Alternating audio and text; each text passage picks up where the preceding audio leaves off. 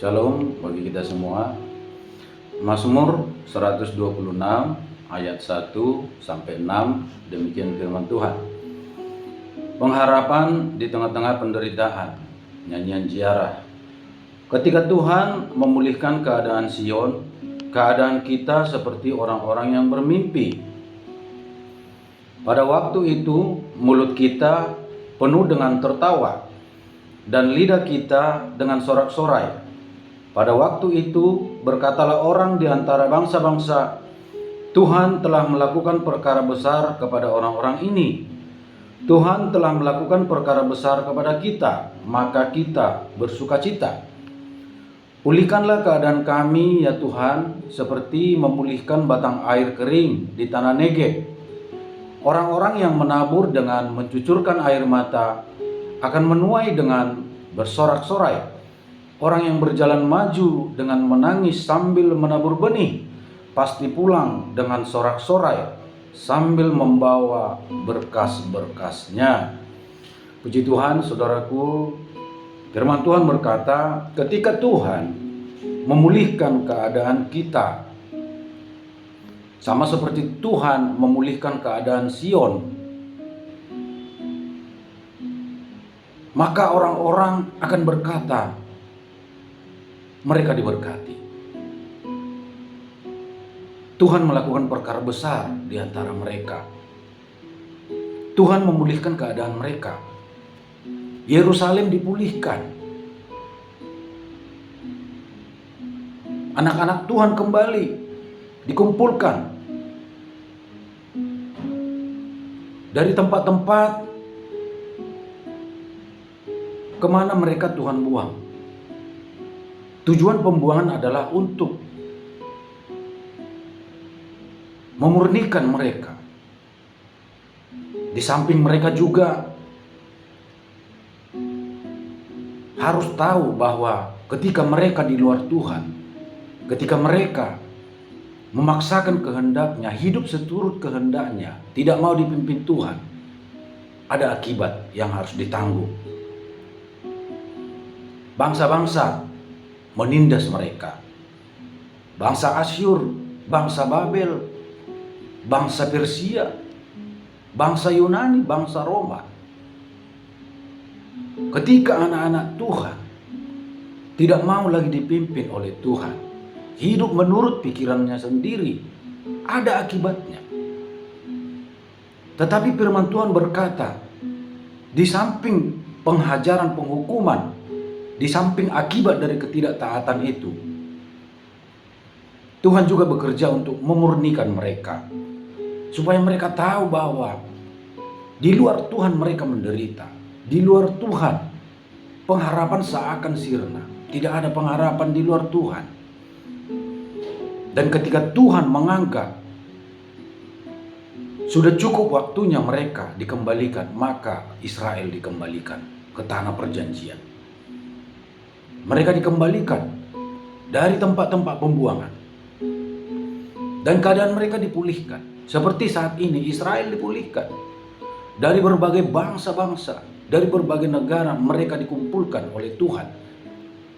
Disatukan di Israel, di Yerusalem. Dan kita tahu saat ini Israel adalah bangsa yang luar biasa. Bangsa yang sangat diberkati. Secara teknologi mereka diberkati. Secara materi mereka diberkati. Apa saja yang mereka kerjakan berhasil. Tanah tandus bisa menjadi subur. Tidak ada air hujan, mereka bisa menangkap awan dan menjadikannya uap air. Pertanian mereka maju. Teknologi mereka maju. Dari mereka berasal Facebook, Google, YouTube.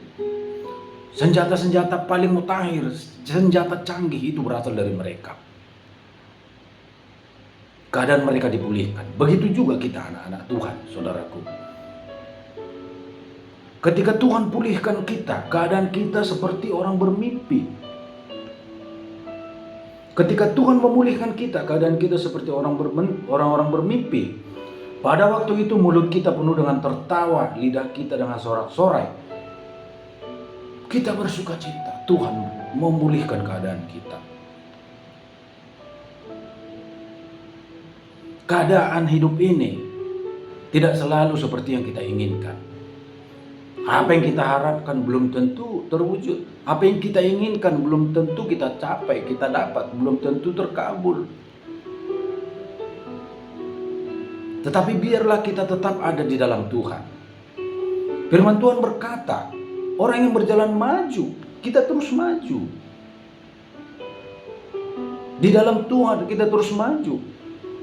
Dengan menangis, bukan hanya maju dengan tertawa, dengan keadaan aman-aman saja, tapi dengan menangis. Kita maju di dalam Tuhan dan sambil menabur benih. Menabur benih apa? Berkorban untuk sesuatu yang baik, melakukan yang baik. Melakukan yang baik itu adalah pengorbanan. Pelayanan itu dengan ketulusan itu pengorbanan. Itu menabur benih. Dan benih itu akan bertumbuh dan menghasilkan buah. Tuhan akan mengerjakan pertumbuhan. Tuhan akan mengerjakan kelipat gandaan.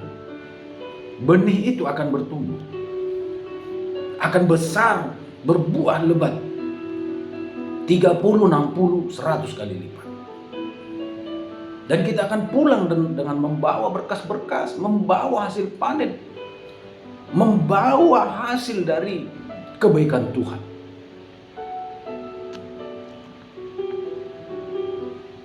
Namun kita harus ingat, kita harus tetap tinggal di dalam Dia. Mengikut Tuhan tidak selalu mudah. Kita bisa jatuh, kita bisa tersesat. Tetapi firman Tuhan berkata 7 kali orang benar jatuh, dia tidak akan tergeletak, dia akan bangkit. Tetap maju, jangan menyerah, maju terus. Ketika kita salah, datang kepada Tuhan, berlari kepada Tuhan, mengadu kepada Tuhan, jangan menjauhi Tuhan. Minta belas kasihan, minta pertolongan, pemulihan, minta pengampunan, dan bangkit lagi, melangkah lagi.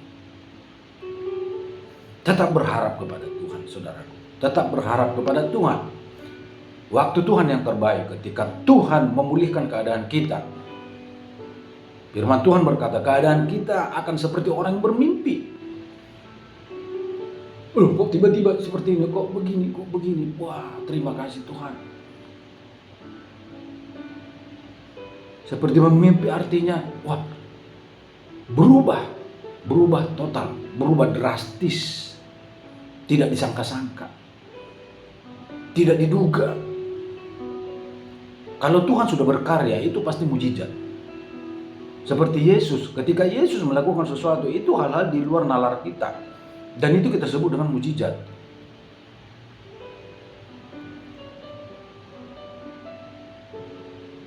Hal-hal yang tidak kita pahami, tidak pernah timbul dalam hati, nggak pernah kita dengar, tidak pernah kita, bahkan kita bayangkan pun tidak pernah. Dan Tuhan bekerja di atas kemampuan logika kita. Mujizat itu membuat kita bersorak-sorai. Mujizat Tuhan itu membuat kita, oh Tuhan, Engkau dahsyat, Engkau luar biasa. Percayalah, Tuhan itu sangat baik. Tuhan itu sangat baik. Kita banyak kesalahan, banyak kekurangan, banyak kelemahan, kadang tidak setia. Tetapi datang kepada Tuhan. Datang kepada Tuhan. Datang kepada Tuhan. Bersujud kepadanya, mohon ampun kepadanya. Dia akan pulihkan. Dan Dia akan pulihkan, memberkati kita. Ketika tiba waktunya, kita akan bersorak-sorai, bersuka cita. Dan memuliakan Dia. Tetap semangat, tetap maju, tetap berharap kepada Tuhan. Waktu Tuhan yang terbaik. Terpujilah nama Tuhan. Haleluya. Amin.